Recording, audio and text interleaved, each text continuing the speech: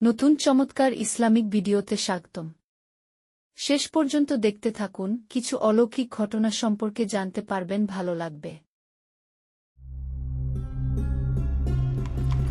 হারেসা নামে একটা সাপ মুসা নবীর কাছে এসে বলল, হে নবী, আপনি একটু আল্লাহ তাআলার কাছে দরখাস্ত করুন।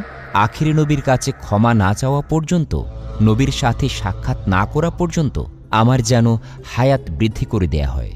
তখন হজরত মুসা আলাইহিসসালাম আল্লাহ তাআলার কাছে কান্নাকাটি করে বললেন, হে আল্লাহ, আখিরি নবী তো আসবে সবার শেষে, আসতে আসতে অনেক দেরি। আমার হারেসা সাপ এ অবস্থায় কিভাবে থাকবে?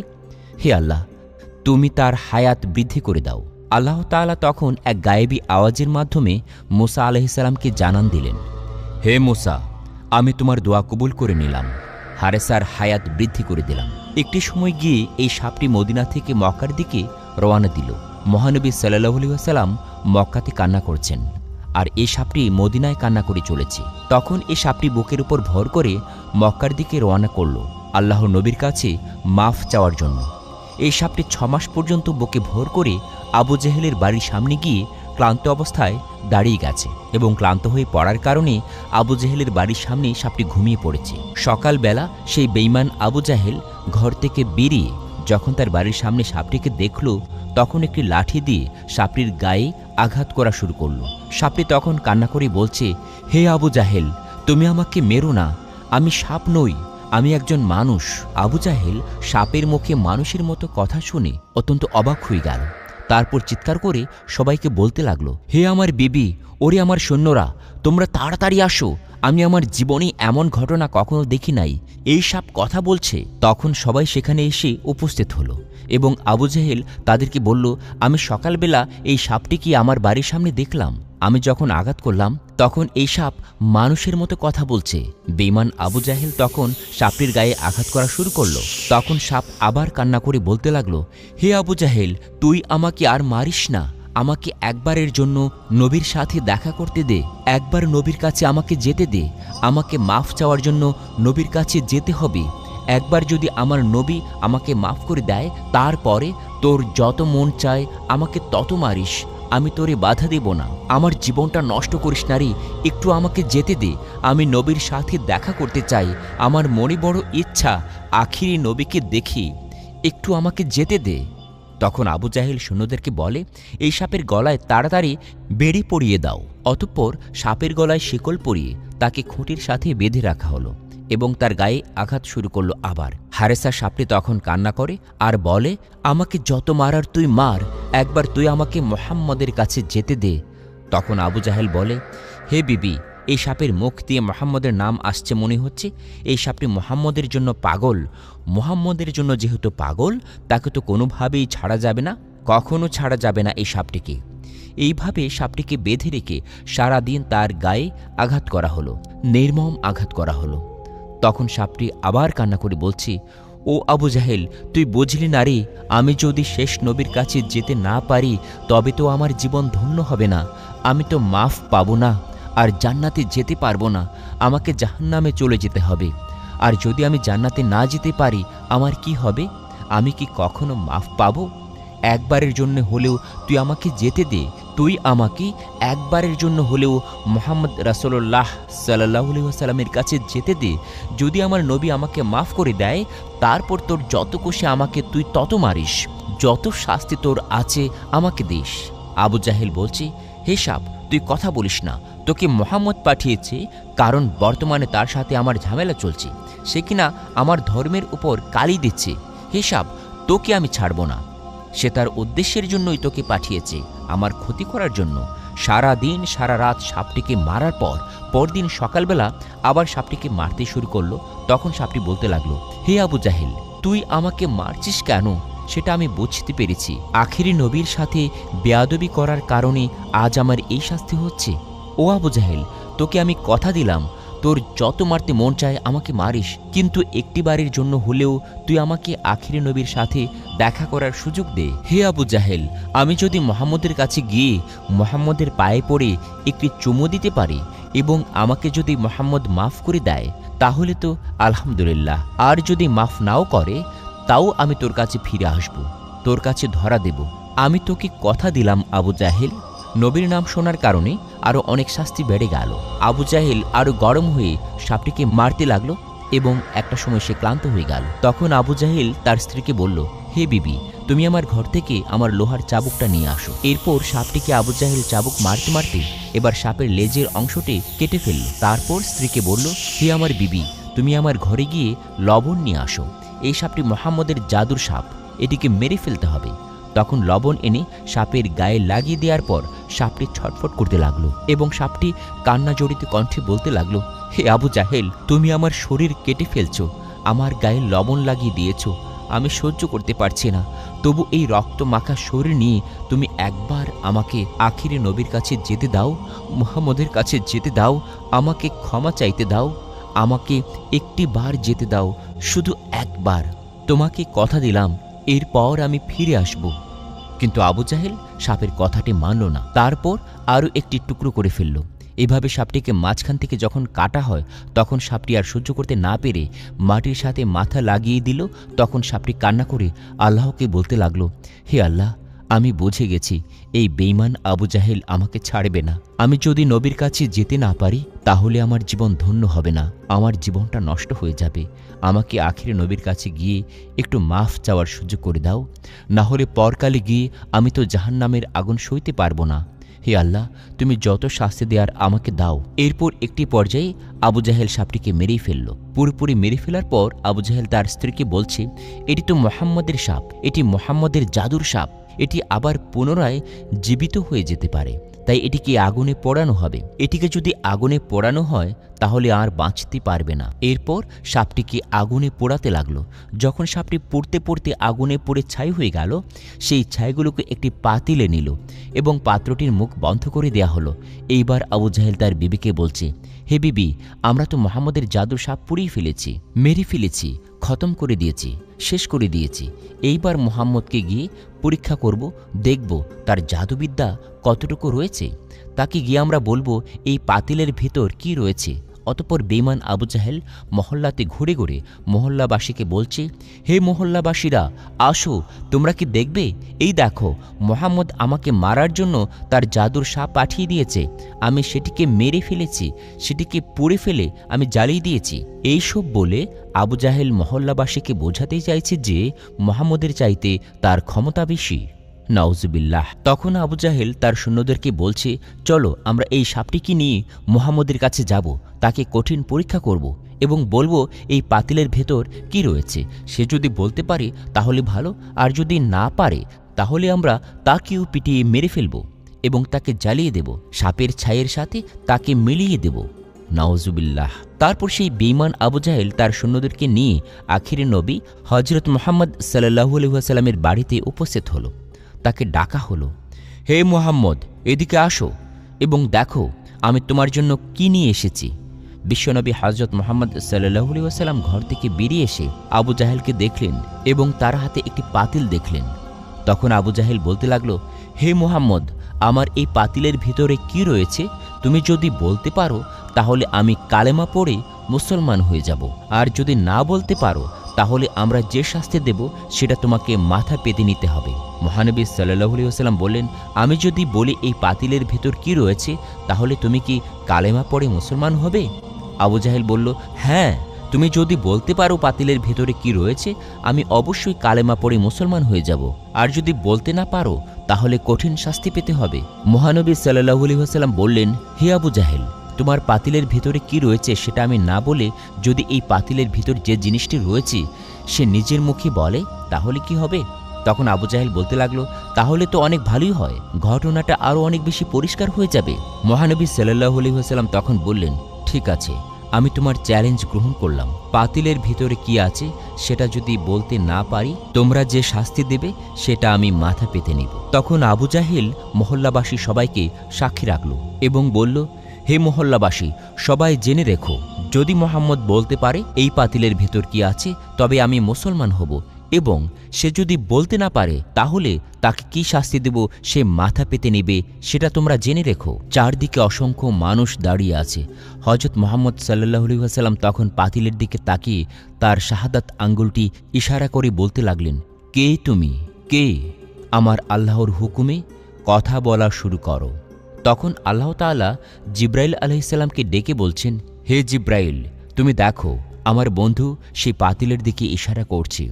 আমার বন্ধু নবী যখন পাতিলের দিকে ইশারা করবে তখন তুমি সাথে সাথে হারেসা সাপটিকে আবার জীবিত করে দেবে। আল্লাহর হুকুম পেয়ে হযরত জিব্রাইল আলাইহিসসালাম সাপটিকে পাতিলের ভেতরে জীবিত করে দিলেন। এরপর মহানবী সাল্লাল্লাহু আলাইহি ওয়াসাল্লাম শাহাদত আঙ্গুলটি পাতিলের দিকে দেখিয়ে বললেন, কে তুমি? কে? আল্লাহর হুকুমে কথা বলো। এবার হারেসা সাপটি কথা বলতে লাগলো। সাপ কান্না করে বলছে, নবী গো, আমি হলাম মুসা নবীর উম্মত, আমার নাম হচ্ছে হারেসা। হে নবী, আমি আপনার কাছে আসতে গিয়ে মদিনা থেকে বুকের উপর ভর করে হাঁটতে হাঁটতে 6 মাস পর্যন্ত হাঁটার কারণে অনেক ক্লান্ত হয়ে গিয়েছিলাম। তখন আমি এই বেঈমানের সামনে একটু বিশ্রাম নিচ্ছিলাম, একটু ঘুমিয়ে পড়েছিলাম। এই বেঈমান সকালবেলা আমাকে দেখার পর আমাকে বেঁধে অনেক মেরেছিল। আমি তাকে অনেক বুঝিয়েছিলাম আপনার কাছে আসার জন্য, যেন একটু আমাকে সুযোগ করে দেয়, কিন্তু এই বেঈমান আমার কোনো কথাই শোনে নাই। আমাকে শিকল দিয়ে বেঁধে দিন রাত আঘাত করেছে, আমাকে মেরে ফেলেছে। একটি পর্যায়ে সে আমাকে জ্বালিয়ে দিয়ে ছাই করে সেই ছাইগুলি এই পাত্রটিতে ঢুকিয়ে রেখেছে। তখন বিশ্বনবী আবু জাহেলের দিকে তাকিয়ে বললেন, তুমি কি দেখেছো তোমার পাতিলের ভিতর কি রয়েছে? তখন আবু জাহেল তার হাত থেকে পাতিলটি ফেলে দিল। সাথে সাথে সাপটি পাতিল থেকে বের হয়ে আসলো। তখন সাপটি আবু জাহেলকে মারার জন্য দৌড়াতে লাগলো। আবু জাহেল তখন দৌড়াতে দৌড়াতে বিশ্বনবীকে বলতে লাগলো, হে মুহাম্মদ, তুমি তাড়াতাড়ি তোমার সাপটিকে থামাও। তখন বিশ্বনবী সাপটিকে লক্ষ্য করে বললেন, হে সাপ, তুমি থামো। তখন সাপটি নবীজি সাল্লাল্লাহু আলাইহি সাল্লামকে বলল, নবী গো, আমি আপনার নাম জপার কারণে অপরাধী হয়ে গিয়েছি। এই আবু জাহেল আমাকে এত বেশি আঘাত করেছে, যে এত বেশি কষ্ট দিয়েছে যে আমি বলে বোঝাতে পারবো না। তাই আজকে আমি ওকে শেষ করে ফেলবো, আমি ওকে ধ্বংস করে দেব। আবু জাহেল তখন ভয়ে ভয়ে বলতে লাগলো, হে মুহাম্মদ, কিছু তো বুঝতে পারছি না, আমার মনে হয় তোমার সাপ আমাকে মেরেই ফেলবে। এই বলে আবু জাহেল আবার দৌড়াতে লাগলো। তখন সাপটি আবু জাহেলের পিছু পিছু যেতে লাগলো। বিশ্বনবী সাপটিকে আবার বললেন, হে হারেসা, তুমি একে ছেড়ে দাও। নবীজির কথা শুনে সাপটি একবার সামনের দিকে তাকায়, আবার পেছনের দিকে তাকায়। এরপর জিহ্বাটা বের করে দিয়ে কান্না করতে লাগলো। তখন বিশ্বনবী বলতে লাগলেন, হে হারেসা, তুমি আমার কাছে মাফ চাওয়ার জন্য এতদিন এত কষ্ট করেছ, যাও, আমি তোমাকে মাফ করে দিলাম। তখন হারেসা সাপটি কান্না করে বলতে লাগলো, নবী গো, আপনি আমাকে মাফ করেছেন, আমার জীবন ধন্য হয়ে গেছে। এই বলে হারেসা পচা পানির দিকে রওনা করল। হারেসা সাপটি যাচ্ছে আর নবীর দিকে একবার তাকায়, আবার সামনের দিকে মহানবী সাল্লাল্লাহু আলাইহি ওয়াসাল্লামের চাচা আবু জাহেলের দিকে তাকায়। তখন নবীজি সাল্লাল্লাহু আলাইহি ওয়াসাল্লাম তাঁর চাচা আবু জাহেলকে ডেকে বললেন, চাচা, তুমি কি আর মানুষ হবে না? নবীজির কথা শুনে আবু জাহেল মাথা নিচু করে দাঁড়িয়ে রইল। এরপর নবীজি হারেসা সাপটিকে বললেন, তুমি কি মানুষ হতে চাও? সাপটি তখন বলল, নবী গো, আপনি আমাকে মাফ করে দিয়েছেন, এতে আমার জীবন ধন্য হয়ে গেছে। এখন যদি আমাকে আবার মানুষ বানিয়ে দেন, তাহলে এর চেয়ে ভালো লাগার খবর আমার জীবনে আর কি হতে পারে? সাল্লাল্লাহু আলাইহি ওয়াসাল্লাম আল্লাহর দরবারে মুনাজাত করে বললেন, হে আল্লাহ, তুমি আমার হারেসাকে মানুষ বানিয়ে দাও। তখন আল্লাহ রাব্বুল আলামিন নবীজির দোয়া কবুল করে নিলেন। হারেসা সাপ মানুষে রূপান্তর হয়ে গেল। কিতাবের ভিতর উল্লেখ রয়েছে, হারেসা মানুষ হবার পর তার বাকি জীবন বিশ্বনবীর খেদমতে কাটিয়ে দিয়েছেন। সুবহানাল্লাহ। একদা বিশ্বনবী সাহাবীদের এক মজলিসে উপস্থিত ছিলেন। এমন সময় সেখানে একজন গ্রাম্য বেদুইন উপস্থিত হল। তখন তার হাতে শিকার করা একটা গুই সাপও ছিল। সেই বেদুইন হযরত মুহাম্মদ সাল্লাল্লাহু আলাইহি ওয়াসাল্লামের দিকে ইশারা করে সাহাবায়ে কেরামদেরকে জিজ্ঞাসা করল, তিনি কে? সাহাবায়ে কেরাম উত্তর দিলেন, তিনি আল্লাহর রাসূল, প্রিয় নবী হযরত মুহাম্মদ সাল্লাল্লাহু আলাইহি ওয়াসাল্লাম। ইনি হলেন জিন ও ইনসানের নবী, ইনি হলেন তামাম বিশ্বজাহানের নবী। অতঃপর সেই বেদুইন গ্রাম্য ব্যক্তি বলল, আমি লাত উজ্জার কসম করে বলছি, আমি তাকে নবী বলে স্বীকার করি না। তবে আমার হাতে যে শিকার করা গুইসাপ রয়েছে, সে সাপটি যদি কথা বলে তার নবুয়তের ব্যাপারে স্বীকৃতি দান করে, তাহলে আমি তাকে নির্দ্বিধায় নবী বলে মেনে নিব। হে মুহাম্মদ, যতক্ষণ পর্যন্ত এই গুইসাপটি আপনার উপর ঈমান না আনবে, ততক্ষণ পর্যন্ত আমিও আপনার উপর ঈমান আনব না। তখন হযরত মুহাম্মদ সাল্লাল্লাহু আলাইহি ওয়াসাল্লাম বললেন, হে বেদুইন, তুমি সত্যি করে বলো তো, ওই গুইসাপটি যদি তোমার কথা মতো আমার উপর ঈমান আনে, আমার নবুয়তের ব্যাপারে স্বীকৃতি প্রদান করে, তাহলে কি তুমি আমার প্রতি ঈমান আনবে?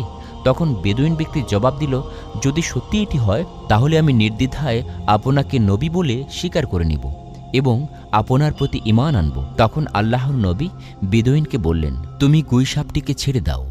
রাসূলুল্লাহ সাল্লাল্লাহু আলাইহি সাল্লামের আদেশ মতো সেই বেদুইন ব্যক্তি তার সামনে সাপটিকে ছেড়ে দিল। এরপর আল্লাহ নবী গুইসাপটিকে বললেন, হে গুইসাপ। গুইসাপকে ডাকার সাথে সাথে সেই সাপটি সকলের বোধগম্য বিশুদ্ধ আরবি ভাষায় জবাব দিল, লাব্বাইক ইয়া রাসূলুল্লাহ, আমি আপনার খেদমতে উপস্থিত এবং আমি আপনার অনুগত। গুইসাপের এই কথাগুলো উপস্থিত সকলে শুনল এবং বুঝতে পারল। এরপর মহানবী সাল্লাল্লাহু আলাইহি ওয়াসাল্লাম গুইসাপকে জিজ্ঞেস করলেন, হে গুইসাপ, তুমি কার ইবাদত করো? জবাবে গুইসাপ বলল, আমি ওই আল্লাহর ইবাদত করি যার আরশ আকাশে, যার রাজত্ব দুনিয়াতে, যিনি সমুদ্রের ভিতরে পথ সৃষ্টি করেছেন, যিনি বেহেশতে রহমত এবং দুজখে আযাব সৃষ্টি করেছেন। আল্লাহর নবী হযরত মুহাম্মদ সাল্লাল্লাহু আলাইহি ওয়াসাল্লাম গুইসাপকে পুনরায় জিজ্ঞেস করলেন, হে গুইসাপ, আমি কে? তখন গুইসাপ জবাব দিল, আপনি আল্লাহর রাসূল এবং আপনি আখিরি নবী। যে ব্যক্তি আপনার সততা স্বীকার করবে সে সফলকাম হবে, আর যে ব্যক্তি আপনাকে মিথ্যা প্রতিপন্ন করবে সে ব্যর্থ হবে। অতঃপর হযরত মুহাম্মদ সাল্লাল্লাহু আলাইহি ওয়াসাল্লাম সেই গ্রাম্য বেদুইন লোকটির দিকে লক্ষ্য করে বললেন, হে বেদুইন, এখন কি তোমার মনে আমি আল্লাহর রাসূল হওয়ার ব্যাপারে আর কোনো সন্দেহ রয়েছে? বেদুইন ব্যক্তিটি বলল, ইয়া রাসূলুল্লাহ, ইয়া হাবিব আল্লাহ, যার নবুয়তের ব্যাপারে একটি গুইসাপ সাক্ষ্য দেয়, তার নবুয়তের ব্যাপারে সন্দেহ করার আমি কে? হে আল্লাহর হাবিব, আপনি আমাকে মুসলমান বানিয়ে নিন, আপনার চরণতলে খেদমত করার সুযোগ দান করুন। তখন সে বেদুইন হুজুর আকরাম সাল্লাল্লাহু আলাইহি সাল্লামের হাতে হাত রেখে কালিমা পড়ে মুসলমান হয়ে গেল। সুবহানাল্লাহ। এক রাতে হযরত মুহাম্মদ সাল্লাল্লাহু আলাইহি ওয়াসাল্লাম ও আম্মাজান আয়েশা রাদিয়াল্লাহু তাআলা আনহা গভীর ঘুমে নিমগ্ন রয়েছেন। মধ্যরাতে হঠাৎ করে হযরত জিবরাইল আলাইহিস সালাম সেখানে এসে উপস্থিত হলেন এবং বললেন, হে আল্লাহর হাবিব, উঠুন। জিবরাইল আলাইহিস সালামের আহ্বানে মহানবী সাল্লাল্লাহু আলাইহি ওয়াসাল্লাম ঘুম থেকে জাগ্রত হলেন। তখন হযরত জিবরাইল আলাইহিস সালাম বললেন, মহান রাব্বুল আলামিন তার রহমতের এবং মাগফিরাতের ৩০০টি দরজা খুলে দিয়েছেন। আর এই কথাটি বলেই হযরত জিবরাইল আলাইহিস সালাম সেখান থেকে অদৃশ্য হয়ে গেলেন। এদিকে মহানবী সাল্লাল্লাহু আলাইহি ওয়াসাল্লাম দেখলেন আম্মাজান আয়েশা রাদিয়াল্লাহু তাআলা আনহা তখনও গভীর ঘুমিয়ে আছেন। তাই হযরত আয়েশা রাদিয়াল্লাহু তাআলা আনহাকে কিছু না বলেই নবীজি সাল্লাল্লাহু আলাইহি ওয়াসাল্লাম ঘর থেকে বের হয়ে গেলেন। এর বেশ কিছুক্ষণ পর আয়েশা রাদিয়াল্লাহু তাআলা আনহার ঘুম ভেঙে গেল। তিনি দেখলেন নবীজি সাল্লাল্লাহু আলাইহি ওয়াসাল্লাম তার পাশে শায়িত নেই। কোথায় গেলেন নবীজি সাল্লাল্লাহু আলাইহি ওয়াসাল্লাম? আয়েশা রাদিয়াল্লাহু তাআলা আনহা ঘরের ভেতর তালাশ করতে লাগলেন।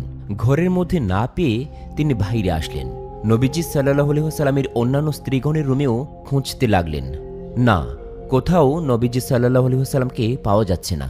আয়েশা রাদিয়াল্লাহু তাআলা আনহা ভেবেছিলেন যে নবীজি সাল্লাল্লাহু আলাইহি ওয়াসাল্লাম নিশ্চয়ই চুপি চুপি অন্য কোনো স্ত্রীর রুমে গেছেন। যাই হোক, কোথাও না পেয়ে তিনি সোজা চলে গেলেন হযরত ফাতিমা রাদিয়াল্লাহু তাআলা আনহার বাড়িতে। ফাতিমা রাদিয়াল্লাহু তাআলা আনহাকে বললেন, হে ফাতিমা, তোমার আব্বাজানকে কোথাও খুঁজে পাচ্ছি না, তোমার বাড়িতে কি তোমার আব্বাজান এসেছেন?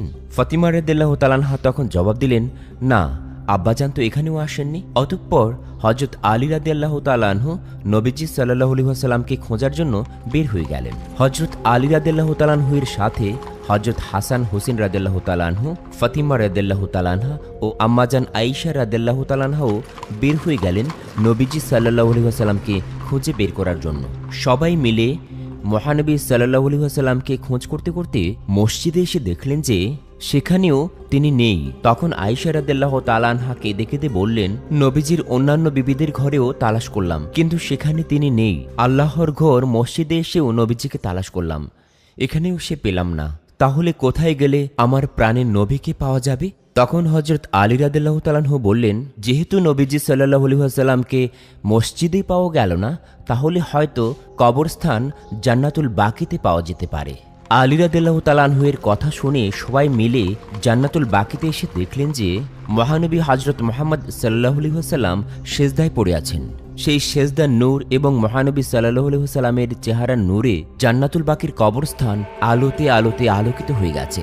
এরপর ফাতিমা রাদিয়াল্লাহু তাআলা আনহা মহানবী সাল্লাল্লাহু আলাইহি ওয়াসাল্লামের মাথার কাছে এসে উপস্থিত হলেন এবং বললেন, আব্বাজান, আপনার উপর কি কোনো ওহী নাজিল হয়েছে, নাকি কোনো শত্রুর ধাওয়া খেয়ে আপনি এখানে এসে আত্মগোপন করেছেন? তখন নবীজি সাল্লাল্লাহু আলাইহি সাল্লাম সেজদা থেকে মাথা উঠিয়ে ফাতিমা রাদিয়াল্লাহু তাআলা আনহাকে বললেন, হে ফাতিমা, আমার উপর কোনো ওহী নাজিল হচ্ছে না। আমি কোনো শত্রুর ধাওয়া খেয়েও এখানে আত্মগোপন করিনি।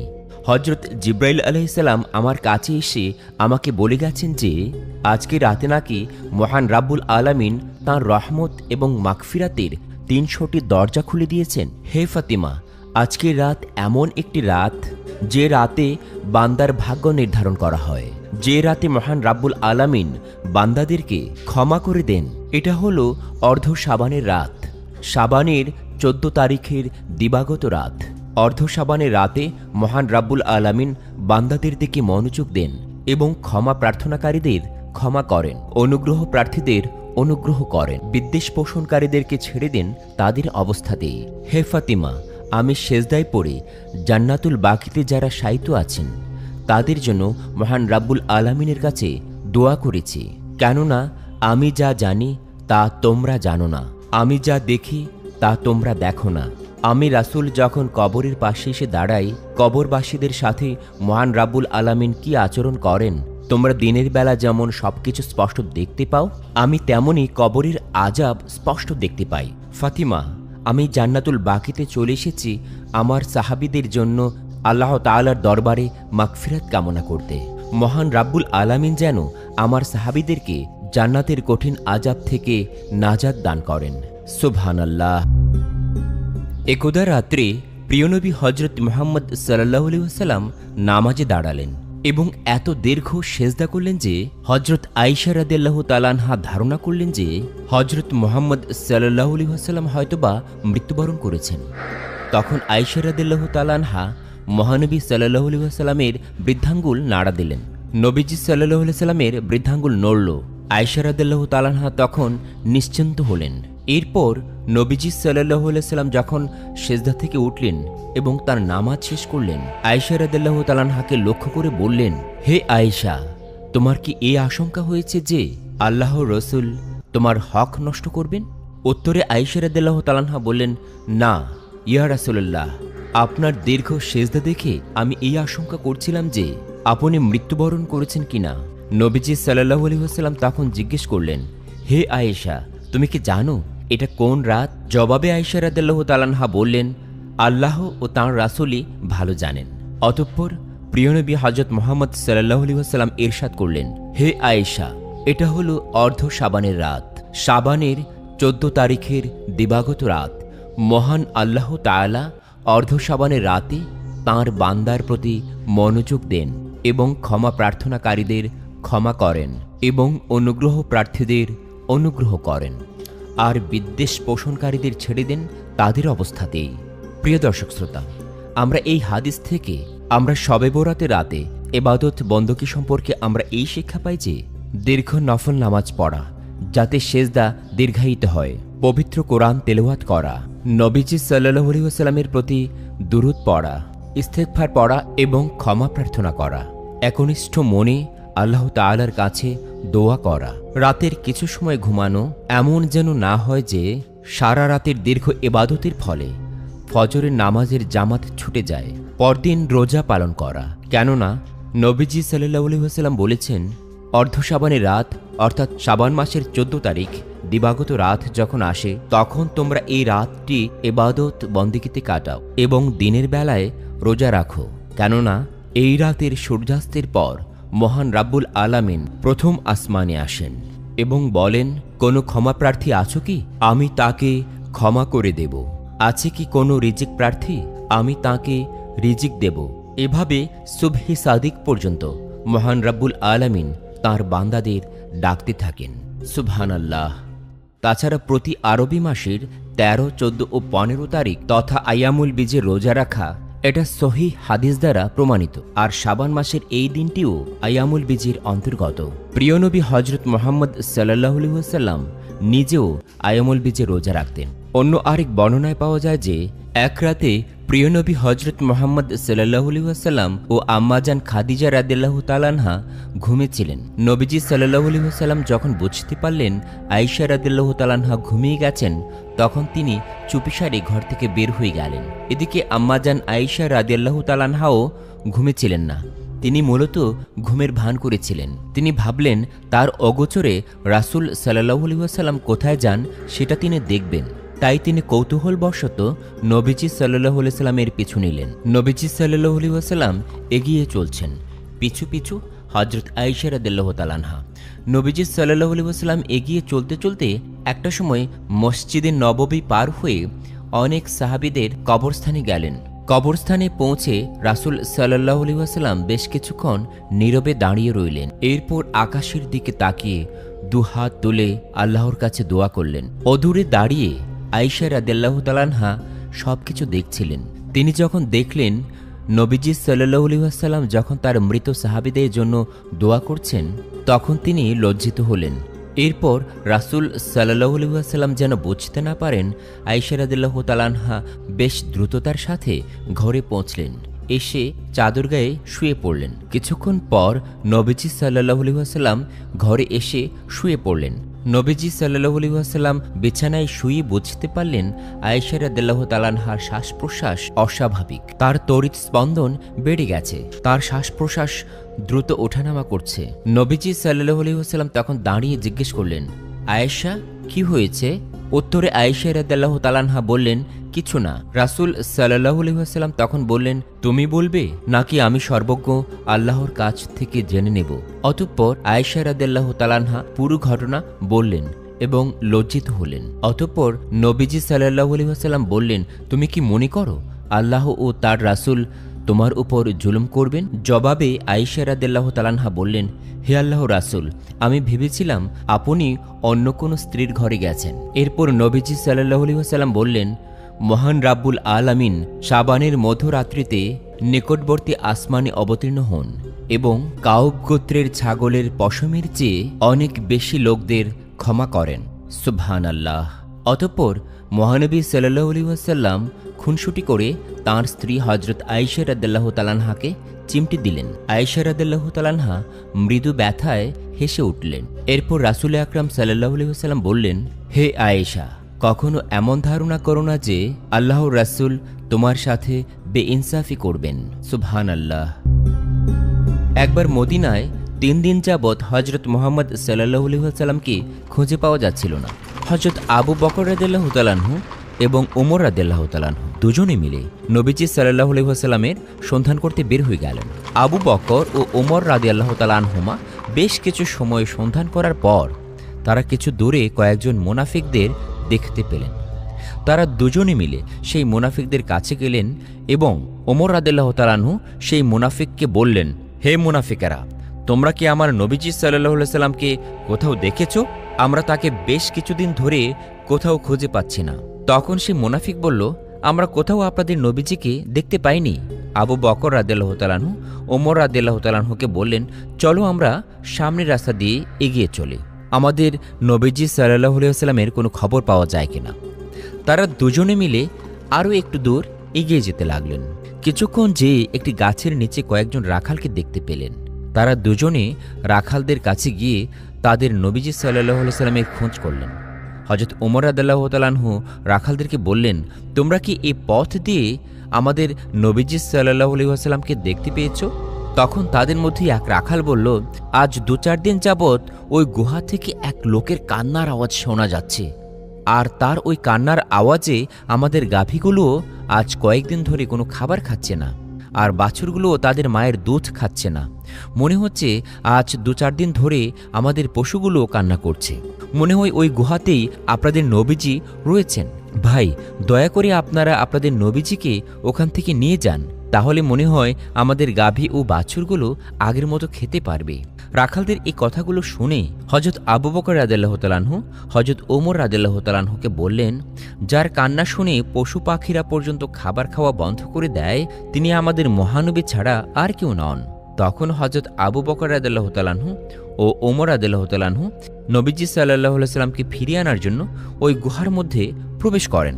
তারা দুজনে গুহার ভেতরে প্রবেশ করে দেখতে পেলেন যে রাসূল সাল্লাল্লাহু আলাইহি ওয়াসাল্লাম নামাজে বসে সেজদায় পড়ে উম্মতি উম্মতি বলে কান্না করছেন। তখন ওমর রাদিয়াল্লাহু তাআলা আনহু নবীজি সাল্লাল্লাহু আলাইহি ওয়াসাল্লামকে বললেন, হে দয়াল নবী, আমরা 2-4 দিন যাবৎ আপনাকে দেখতে না পেয়ে প্রায় পাগলের মতো হয়ে গেছি। নবী গো, আমরা আপনাকে খুঁজতে খুঁজতে খুবই হয়রান হয়ে গেছি।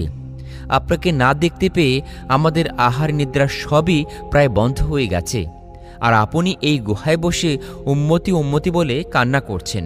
হে আমার নবী সাল্লাল্লাহু আলাইহি ওয়াসাল্লাম, আপনি উঠুন, আমরা আপনাকে ফিরিয়ে নিয়ে যাবার জন্য এসেছি।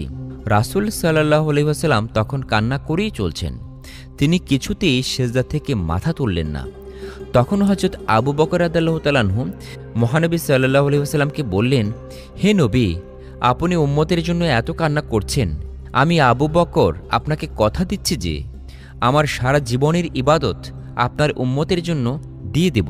তবু আপনি আপনার কান্না বন্ধ করুন এবং সেজদা থেকে আপনার মাথা তুলুন। হে রাসূল সাল্লাল্লাহু আলাইহি ওয়াসাল্লাম, আপনার এ কান্না আমরা আর সহ্য করতে পারছি না।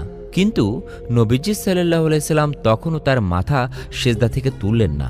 কিছুতেই যখন নবীজি সাল্লাল্লাহু আলাইহি ওয়াসাল্লাম সেজদা থেকে মাথা তুলছেন না, তখন হযরত আবু বকর রাদিয়াল্লাহু তাআলা আনহু ও ওমর রাদিয়াল্লাহু তাআলা আনহু ওই গুহা থেকে বের হয়ে বাড়ির দিকে ফিরে আসলেন।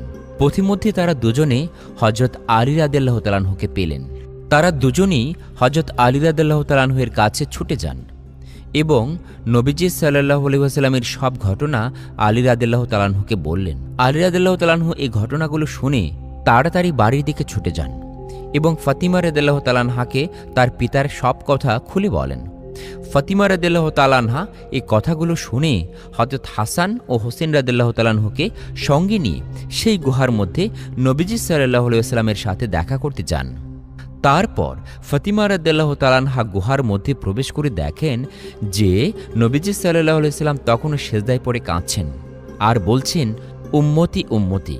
তখন ফাতিমা রাদিয়াল্লাহু তাআলা আনহা তার পিতা রাসূল সাল্লাল্লাহু আলাইহি ওয়াসাল্লামকে উদ্দেশ্য করে বললেন, পিতাজি, আপনি কিভাবে 3-4 দিন ধরে আমাদেরকে ভুলে থাকতে পারলেন? আপনি জানেন আপনার আদরের নাতি হাসান হুসাইন আপনাকে না পেয়ে কত কান্না করেছে। আমরা সবাই মিলে আপনাকে কত জায়গায় খুঁজেছি। পিতাজি, আপনি কান্না থামান এবং মাথা তুলুন, আমরা আপনাকে সাথে নিতে এসেছি। দয়া করে আমাদের সাথে বাড়ি ফিরে চলুন। কিন্তু নবীজি সাল্লাল্লাহু আলাইহি ওয়াসাল্লাম তখনও সেজদা থেকে মাথা তুললেন না। তখন ফাতিমা রাদিয়াল্লাহু তাআলা আনহা আবার নবীজিকে বললেন, হে আল্লাহর রাসূল, আমি ফাতিমা কথা দিচ্ছি যে আমার আদরের 2 সন্তানকে আপনার উম্মতের জন্য কোরবানি করে দিলাম। এবার মহান রাব্বুল আলামিন জিব্রাইল আলাইহিস সালামকে ডেকে বললেন, হে জিব্রাইল, তুমি অতি শীঘ্রই আমার বন্ধুর কাছে যাও এবং আমার বন্ধুকে কান্না থামাতে বলো, সেজদা থেকে মাথা তুলতে বলো। আমার বন্ধুকে বলো যে আমি আল্লাহ তাআলা কথা দিচ্ছি, আমি আমার বন্ধুকে না জানিয়ে আমার বন্ধুর একটা উম্মতকেও জাহান্নামে পাঠাবো না। তারপর জিব্রাইল আলাইহিস সালাম মহানবী সাল্লাল্লাহু আলাইহি ওয়াসাল্লামের কাছে এলেন এবং আল্লাহ তাআলার সব কথা তাঁকে বললেন। নবীজি সাল্লাল্লাহু আলাইহি ওয়াসাল্লাম জিব্রাইল আলাইহিস সালামের সব কথা শুনে সেজদা থেকে মাথা তুললেন। আলহামদুলিল্লাহ। প্রিয় দর্শক, যে নবী তার উম্মত অর্থাৎ আমাদের জন্য এত কষ্ট করেছেন, এত কেঁদেছেন এবং হাসরের ময়দানে আমাদের জন্য সুপারিশ করবেন, সেই প্রাণের নবী হযরত মুহাম্মদ সাল্লাল্লাহু আলাইহি ওয়াসাল্লামের সম্মানার্থে দুরূদ শরীফ পাঠ করি। লা ইলাহা ইল্লাল্লাহু মুহাম্মাদুর রাসূলুল্লাহ সাল্লাল্লাহু আলাইহি ওয়াসাল্লাম। যারা শেষ নবী হযরত মুহাম্মদ সাল্লাল্লাহু আলাইহি ওয়াসাল্লামের উম্মত হয়ে গর্বিত, তারা কমেন্টে লিখুন, লা ইলাহা ইল্লাল্লাহু মুহাম্মাদুর রাসূলুল্লাহ। সুবহি সাদিকের সময় হযরত আমেনা ঘরের মধ্যে একা ছিলেন। হঠাৎ তিনি আকাশের দিক থেকে একটি আওয়াজ শুনতে পেলেন। তিনি ভীত সন্ত্রস্ত হয়ে পড়লেন। কিছুক্ষণ পর তিনি দেখতে পেলেন মোরগের মতো একটি পাখি এসে তার ঘরে ঢুকল। তারপর পাখিটি তার পালক দিয়ে হযরত আমেনার মাথায় স্পর্শ করল। সাথে সাথে হযরত আমেনার ভেতর থেকে সমস্ত ভয় দূর হয়ে গেল এবং তিনি বেশ আরাম বোধ করতে লাগলেন। ঘটনাটি ছিল 570 খ্রিস্টাব্দের 12ই রবিউল আওয়াল মাসের রোজ সোমবারের কথা। এরপর সেই পাখিটি হঠাৎ আমেনার মুখে মিষ্টি জাতীয় কিছু খাবার ঢুকিয়ে দিল। অতঃপর পাখিটি আকাশের দিকে উড়ে চলে গেল।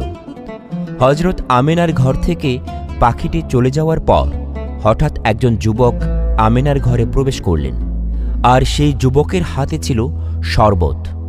উক্ত যুবক হযরত আমেনার কাছে আসলেন, এসে বললেন, হে আমেনা, আপনি এই শরবতটি পান করুন। যুবকটি তখন আমেনার কাছে গ্লাসটি দিলেন। তখন হযরত আমেনা সেই শরবত পান করলেন। শরবতটি ছিল অত্যন্ত মিষ্টি, আর তার রং ছিল দুধের মতো সাদা। হযরত আমেনার শরবত খাওয়া হয়ে গেলে যুবকটি তখন চলে গেলেন। হযরত আমেনা যখন সেই শরবত পান করলেন, সেই সময় একটি জ্যোতি তার থেকে বের হয়ে ঊর্ধ্ব আকাশের দিকে চলে গেল। অতঃপর কয়েকজন সুন্দরী রমণী এসে উপস্থিত হলেন আমেনার কাছে। তখন হযরত আমেনা সুন্দরী রমণীদেরকে জিজ্ঞাসা করলেন, হে মহিয়সী রমণী, আপনারা কারা আর কেন এখানে এসেছেন? তখন তারা উত্তর দিলেন, আমরা হলাম হযরত হাজেরা, হযরত মরিয়ম, হযরত আসিয়া। অতঃপর তারা হযরত আমেনাকে বললেন, আপনার কোনো চিন্তা বা ভয়ের কারণ নেই। আল্লাহ তাআলার নির্দেশে আমরা আপনার পরিচর্যা করতে এখানে এসেছি। তখন হযরত আমেনা চিন্তামুক্ত হলেন। অতঃপর তিনজন মহিয়সী নারী হযরত আমেনার পরিচর্যা শুরু করলেন। ওই সময় একটি অদৃশ্য আওয়াজ আসল, হে আমেনা, শিশুটিকে মানুষের দৃষ্টির অন্তরালে রাখো। কিছুক্ষণ পরে কয়েকজন সুন্দরী রমণী মেশক, আম্বর এবং অন্যান্য সুগন্ধি দ্রব্য নিয়ে হযরত আমেনার ঘরে প্রবেশ করলেন। এই সময় হযরত আমেনা লক্ষ্য করলেন যে অনেকগুলো পাখি এই ঘরে উড়ে উড়ে বেড়াচ্ছে। এইগুলি পাখি তিনি আগে কখনো দেখেননি।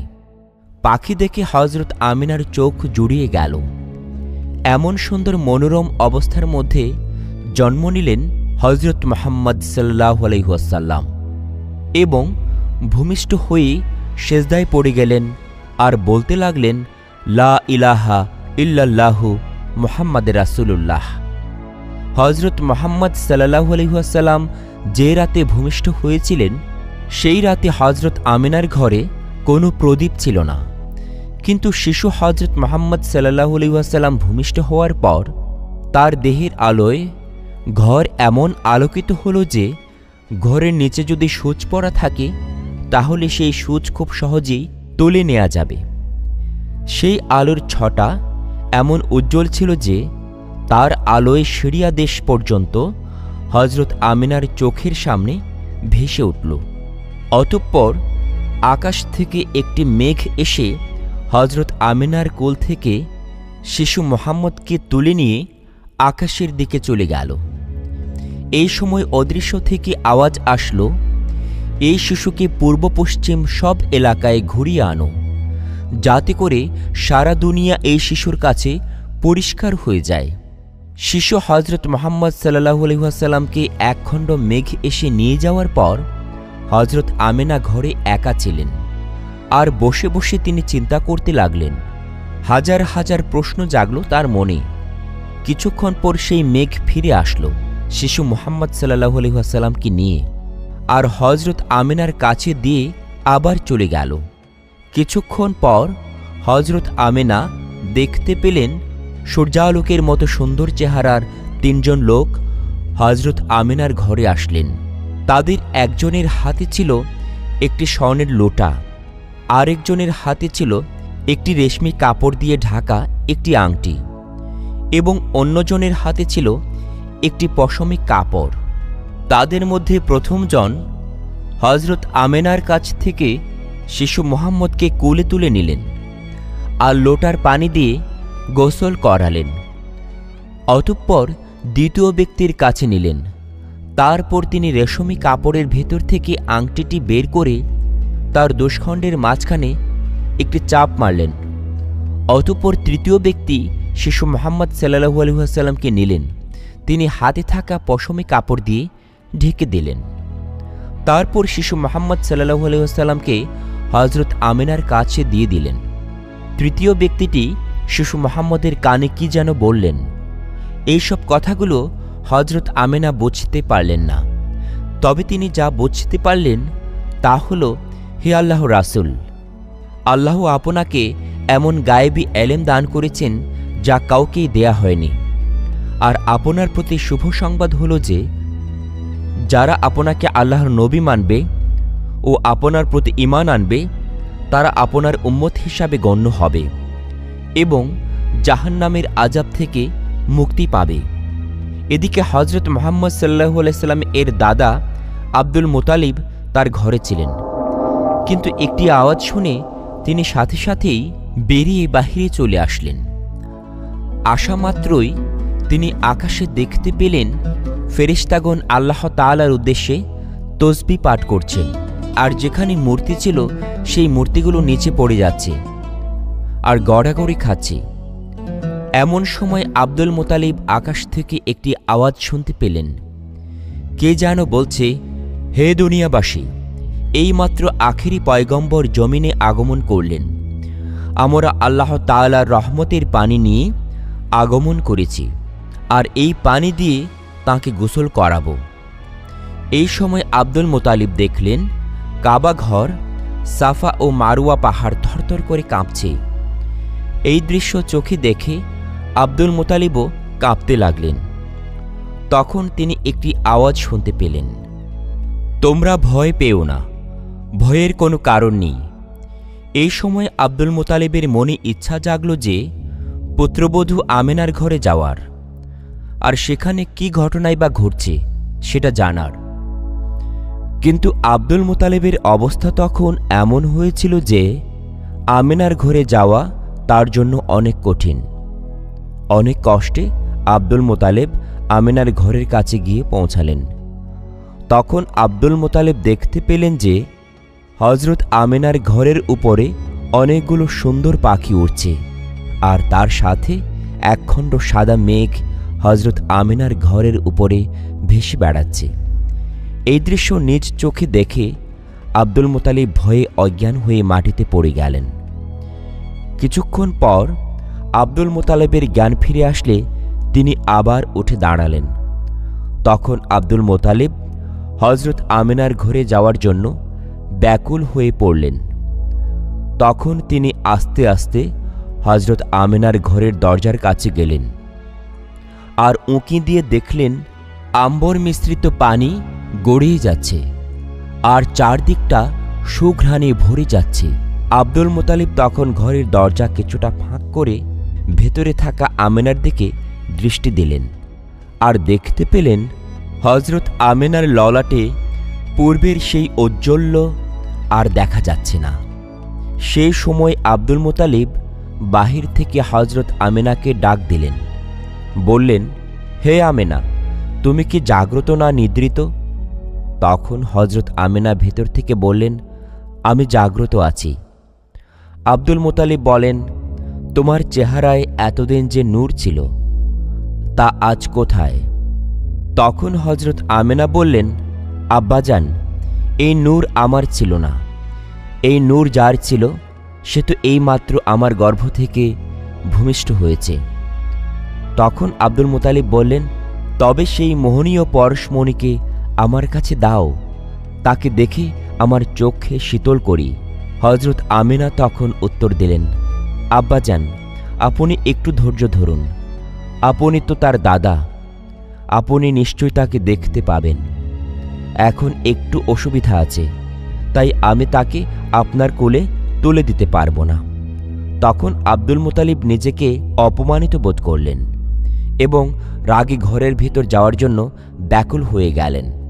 এই সময় হঠাৎ ভীষণ আকৃতির একজন লোক আসলেন আর আব্দুল মুতালিবকে বাধা দিলেন আর বললেন, তুমি এখন ঘরের ভেতরে প্রবেশ করতে পারবে না, কেননা এখন ঘরের ভেতরে ফেরেশতারা শিশুর পরিচর্যা করছেন, তারা এখন ব্যস্ত আছেন।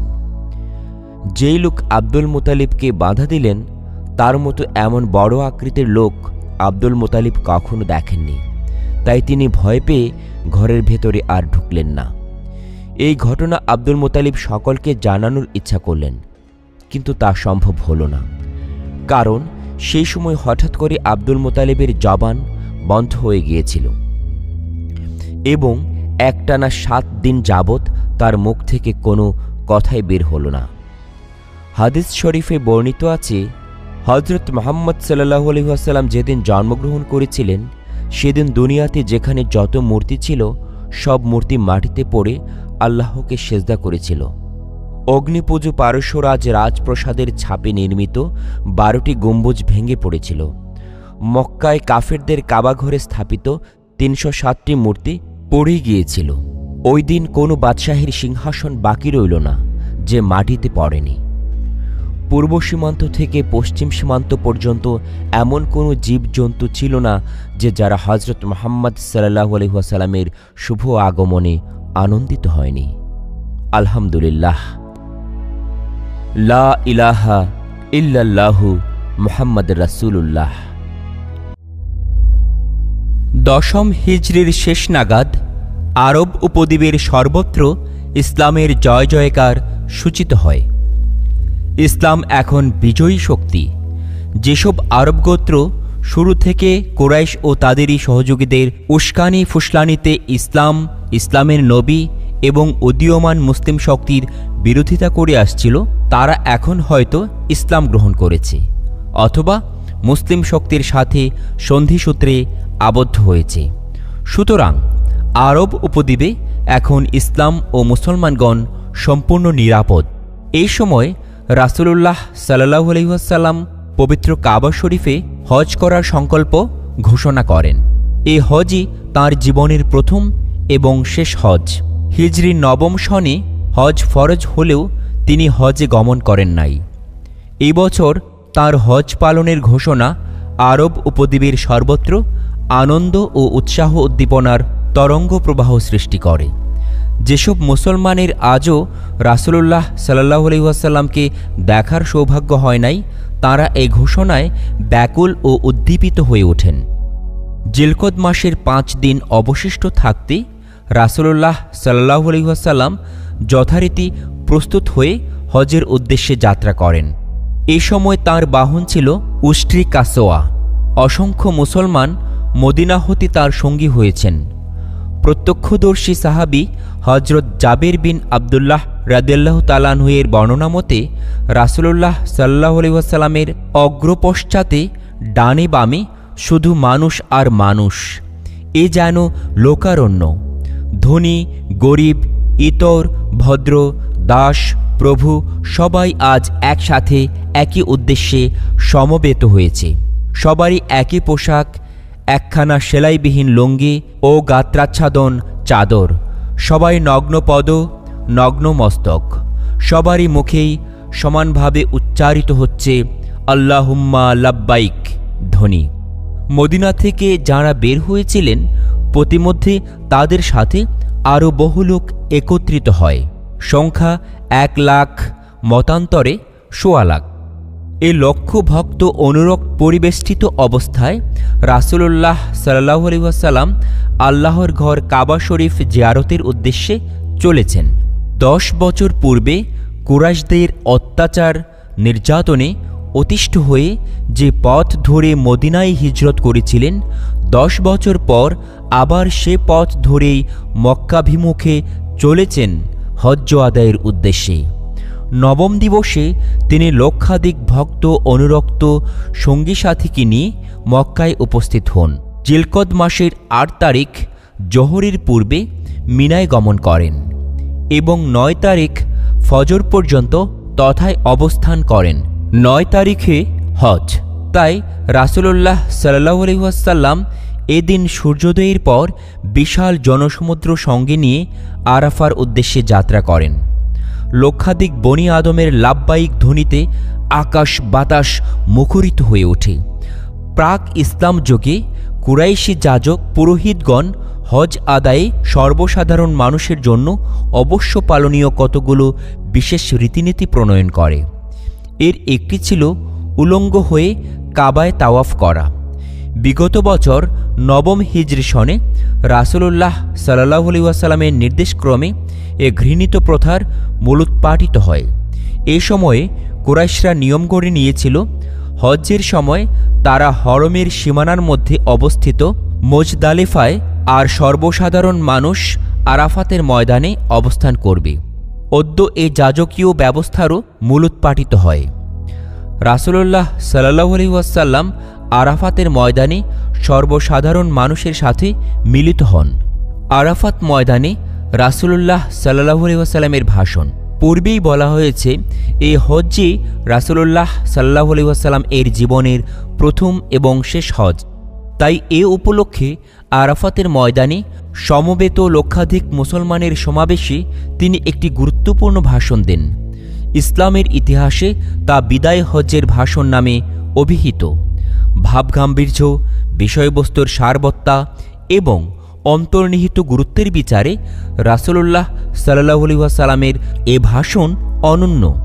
নিম্নে এ ভাষণ যথাসম্ভব সংক্ষিপ্তাকারে উপস্থাপন করা হলো। ভাষণের শুরুতেই রাসূলুল্লাহ সাল্লাল্লাহু আলাইহি ওয়াসাল্লাম করুণাময় মহান আল্লাহর মহিমা, মহত্ব ও প্রশংসা স্তুতি বর্ণনা করে তাঁর শুকরিয়া আদায় করেন। অতঃপর বলেন, হে লোক সকল, আমার কথাগুলো মনোযোগ সহকারে শোনো। মনে হচ্ছে হজ্জ আদায় করা আমার পক্ষে আর সম্ভব হবে না। শুনে রাখো, মূর্খতা যুগের কুসংস্কার, অন্ধবিশ্বাস, সর্বপ্রকার আচার আমার পদতলে দলিত মথিত হয়ে বাতিল ঘোষিত হল। আজ হতে মূর্খতা যুগের সব রক্তের প্রতিশোধ গ্রহণ নিষিদ্ধ এবং সব সুদ রহিত। আমি সর্বপ্রথম আমার বংশের প্রাপ্য সব সুদ এবং সর্বপ্রকার রক্তের দাবি রহিত বারিত ঘোষণা করছি। অদ্য হতে একের অপরাধে অন্যকে দণ্ড দেয়া যাবে না। পিতার অপরাধে পুত্রকে এবং পুত্রের অপরাধে পিতাকে দায়ী করা চলবে না। কর্তৃত্ব নাক বিশিষ্ট কোনো হাফসে কৃতদাসকেও যদি তোমাদের আমির বা নেতা নিযুক্ত করা হয় আর সে তোমাদের আল্লাহর কিতাব অনুযায়ী পরিচালনা করে, তবে তোমরা তার অনুগত থাকবে, তার আদেশ মেনে চলবে। সাবধান, দিন ধর্ম নিয়ে বাড়াবাড়ি করবে না। এ নিয়ে বাড়াবাড়ির ফলে তোমাদের পূর্ববর্তী বহু জাতি গোষ্ঠী ধ্বংস হয়ে গেছে। স্মরণ রেখো, তোমাদের সকলকে আল্লাহর সন্নিধানে উপস্থিত হতে হবে। তাঁর কাছে এসব কথার জবাবদিহি করতে হবে। সাবধান, আমার পরে যেন দিন থেকে দূরে সরে যেও না। কাফের হয়ে পরস্পরের রক্তপাতে লিপ্ত হও না। দেখো, আজকে এই হজ্জের দিন যেমন মহান, এই মাস যেমন মহিমা মাহাত্ম্যপূর্ণ, মক্কার এই হরম যেমন পবিত্র, প্রত্যেক মুসলমানের ধন সম্পদ, মান সম্মান, শোণিত বিন্দু তেমনি মহান, তেমনি পবিত্র। এই মাস, এই হরমের পবিত্রতা বিনষ্ট করা যেমন হারাম, পরিত্যাজ্য, মুসলমানদের ধন সম্পদ, মান সম্মান এবং জীবনের সাধনও তেমনি হারাম, পরিত্যাজ্য। এক দেশের মানুষের অন্য দেশের মানুষের উপর প্রাধান্য প্রাপ্তির কোনো কারণ নেই। সব মানুষই আদম হতে এবং আদম মাটি হতে উৎপন্ন হয়েছেন। জেনে রাখো, এক মুসলমান অপর মুসলমানের ভাই।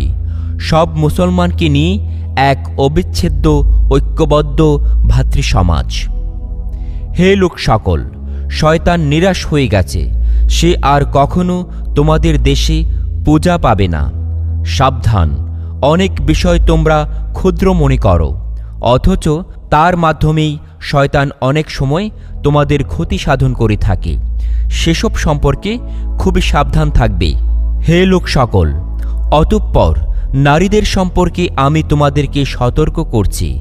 তাদের প্রতি নির্মম আচরণ করার সময় তোমরা আল্লাহর দণ্ড সম্পর্কে নির্ভীক হও না।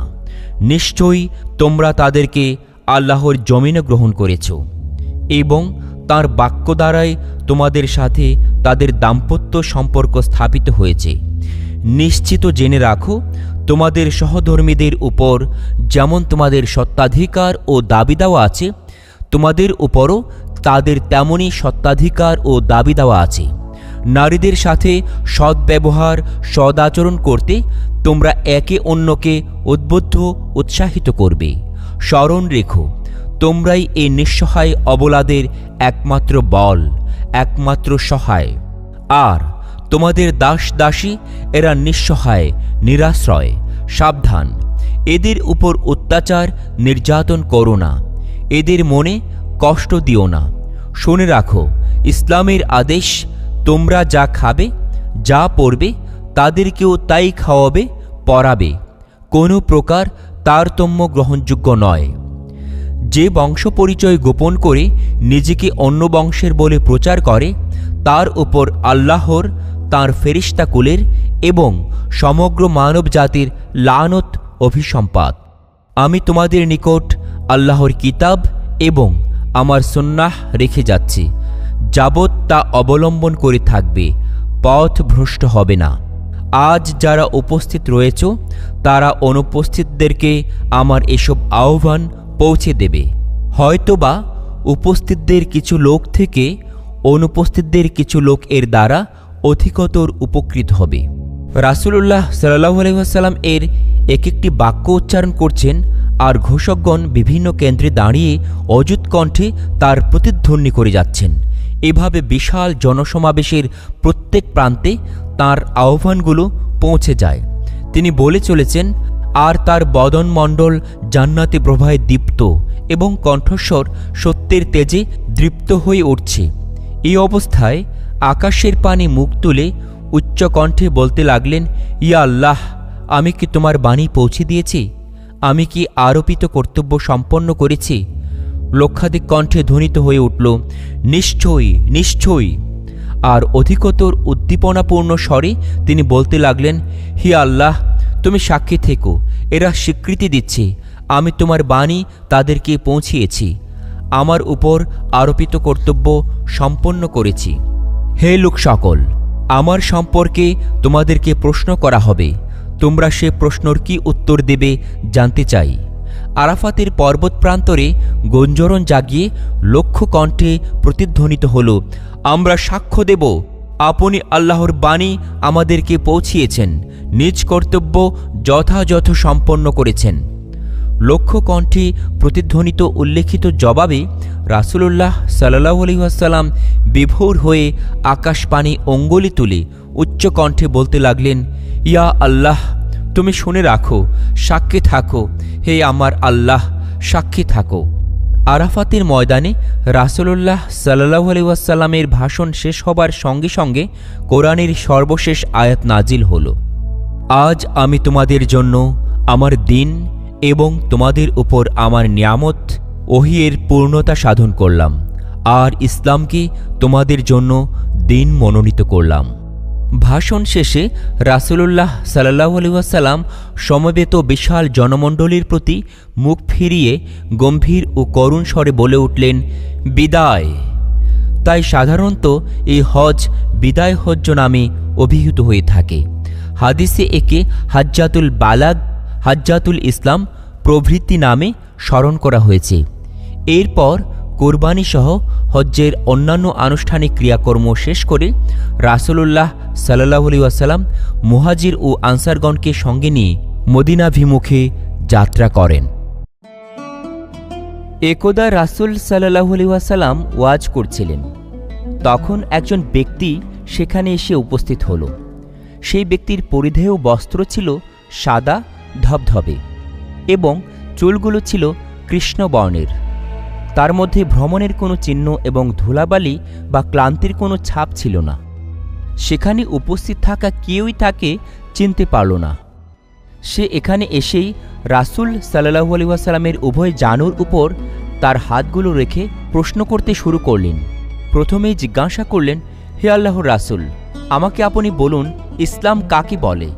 সেই প্রশ্ন শুনে মুহাম্মদ সাল্লাল্লাহু আলাইহি ওয়াসাল্লাম বললেন, ইসলামের মূল বিষয় হল ইবাদতের উপযুক্ত একমাত্র আল্লাহ এবং মুহাম্মদ সাল্লাল্লাহু আলাইহি ওয়াসাল্লাম তার সত্য রাসূল। একথা বিশ্বাস করে নামাজ পড়া, জাকাত আদায় করা, রমজান মাসে রোজা রাখা এবং সামর্থ্য থাকলে হজ্জব্রত পালন করা। রাসূল সাল্লাল্লাহু আলাইহি ওয়াসাল্লামের প্রশ্নের উত্তর শুনে উক্ত ব্যক্তি বললেন, ইয়া রাসূল সাল্লাল্লাহু আলাইহি ওয়াসাল্লাম, আপনি সত্য বলেছেন।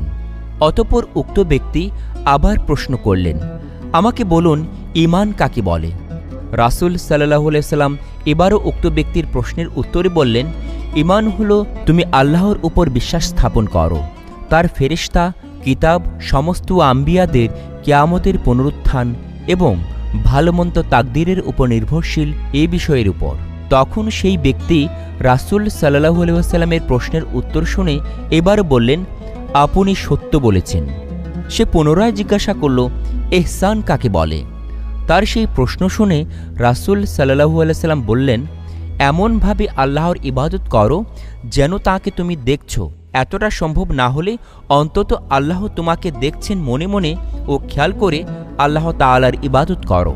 তখন উক্ত ব্যক্তি বললেন, ইয়া রাসূলুল্লাহ, আপনি সত্য বলেছেন। শেষবারের মতো উক্ত ব্যক্তি রাসূলকে জিজ্ঞাসা করলেন, আপনি বলুন কিয়ামত কখন আসবে? রাসূল এবারেও উত্তর দিলেন, এই বিষয়ে প্রশ্নকারীর চেয়ে বেশি আমার জানা নেই। উক্ত ব্যক্তি তখন বললেন, কিয়ামতের নিদর্শনগুলো আপনি বর্ণনা করুন। আল্লাহ রাসূল সাল্লাল্লাহু আলাইহি ওয়াসাল্লাম তখন বললেন, দাস দাসীরা তাদের মনিব জন্ম দিতে শুরু করবে, অভিজাতক পরিবারে দাসী রাখা রেওয়াজ চালু হবে এবং তাদের গর্ভে যে সকল সন্তান জন্মগ্রহণ করবে পিতৃবিবেচনায় তাদেরকে শাহজাদা শাহজাদি হিসাবে গ্রহণ করা হবে, অথচ তাদের মাতা হবে দাসী। মোট কথা, ভোগবিলাসের প্রবণতা বৃদ্ধি পাবে। রাসূল সাল্লাল্লাহু আলাইহি সাল্লামের এই বক্তব্যের অর্থ এও হতে পারে যে সন্তানেরা পিতামাতার অবাধ্য হবে, তাদের সাথে এমন আচরণ করবে যে তারা হলেন ঘরের দাসী। অতঃপর রাসূল কিয়ামতের অন্যান্য বিষয় আলোচনা করে বললেন, রাখাল শ্রেণীর লোকেরা এত সম্পদের মালিক হবে যে তারা অনেক উচ্চ ভবনাদি নির্মাণ করবে। অতঃপর আগন্তুক ব্যক্তি অদৃশ্য হয়ে গেলেন। তখন রাসূল উপস্থিত থাকা সকলকে বললেন, তাকে আমার কাছে ডেকে আনো। কিন্তু সেই ব্যক্তিকে কোথাও খুঁজে পাওয়া গেল না। তখন হযরত উমর রাদিয়াল্লাহু তাআলা আনহুকে রাসূল সাল্লাল্লাহু আলাইহি সাল্লাম বললেন, তুমি কি জানো ওই প্রশ্নকারী ব্যক্তিটিকে? তখন হযরত উমর বললেন, আল্লাহ এবং তার রাসূলই তা ভালো জানেন। রাসূল তখন বললেন, তিনি হলেন হযরত জিবরাইল আলাইহিস সালাম। তিনি ছদ্মবেশে তোমাদের কাছে দ্বীনের কথা বলতে এসেছিলেন। রাসূল সাল্লাল্লাহু আলাইহি সাল্লামের পুরো জীবনটা এমন অসংখ্য উদাহরণ দিয়ে পরিপূর্ণ। আল্লাহ আমাদেরকে রাসূলের উসিলায় বেহেশত নসিব করুন, আমিন। আমরা সকলেই জানি হযরত মুহাম্মদ সাল্লাল্লাহু আলাইহি ওয়াসাল্লামকে সর্বপ্রথম তার মাতা হযরত আমিনা তাকে দুগ্ধপান করান। অতঃপর আবু লাহাবের বাদী সুয়াইবা তাকে দুধ পান করান। অতঃপর ধাত্রীর সন্ধান করা হয়। পরবর্তীতে দুধমা হিসাবে হাওয়াজিন গোত্রের বানি সাদ এর মহিলা হালিমা সাদিয়া রাদিয়াল্লাহু তাআলা আনহা এই বিরল সৌভাগ্যের অধিকারী হন। আমরা এও জানি দুধমাতা হালিমা সাদিয়া রাদিয়াল্লাহু তাআলা আনহা এর ঘরে অবস্থানকালে হযরত মুহাম্মদ সাল্লাল্লাহু আলাইহি ওয়াসাল্লাম তার দুধ ভাই বোনদের সাথে বকরি চড়াতে যেতেন। প্রিয় দর্শক শ্রোতা, আজকে আমরা জানব হযরত মুহাম্মদ সাল্লাল্লাহু আলাইহি ওয়াসাল্লামকে শৈশবকালে পশু চড়াতে যাওয়ার সময় জঙ্গলে সাদা কাপড় পরিহিত দুজন ব্যক্তি শুইয়ে দিয়েছিল এবং তার পেট চিরে কি বের করেছিল। হালিমা সাদিয়া রাদিয়াল্লাহু তাআলা আনহা বলেন, আমরা নিয়মানুযায়ী তাকে তার মায়ের কাছে নিয়ে এলাম, কিন্তু তার বরকতের কারণে তাকে ছাড়তে মন চাচ্ছিল না। ঘটনাক্রমে ওই বছর মক্কায় মহামারী দেখা দেয়। আমরা মহামারীর অজুহাত দেখিয়ে হযরত মুহাম্মদ সাল্লাল্লাহু আলাইহি ওয়াসাল্লামকে পুনরায় নিয়ে এলাম। তিনি আমাদের কাছে থাকতে লাগলেন। তিনি বাইরে বের হতেন, ছেলেদের খেলাধুলা দেখতেন, কিন্তু নিজে পৃথক থাকতেন। একদিন হযরত সাল্লাল্লাহু আলাইহি ওয়াসাল্লাম আমাকে বলতে লাগলেন, আমার দুধ ভাইকে সারাদিন দেখি না কেন, সে কোথায়? আমি বললাম, বকরি চড়াতে গিয়েছে। তিনি বললেন, আমাকেও তার সাথে পাঠাবেন। এরপর হযরত মুহাম্মদ সাল্লাল্লাহু আলাইহি ওয়াসাল্লাম তার দুধ ভাই আব্দুল্লাহর সাথে বকরি চড়াবার জন্য যেতেন। হালিমা সাদিয়া রাদিয়াল্লাহু তাআলা আনহা বলেন, একদিনের ঘটনা, হযরত মুহাম্মদ সাল্লাল্লাহু আলাইহি ওয়াসাল্লাম তার দুধ ভাই আব্দুল্লাহর সাথে বকরি চড়ানোর জন্য জঙ্গলে গেছেন।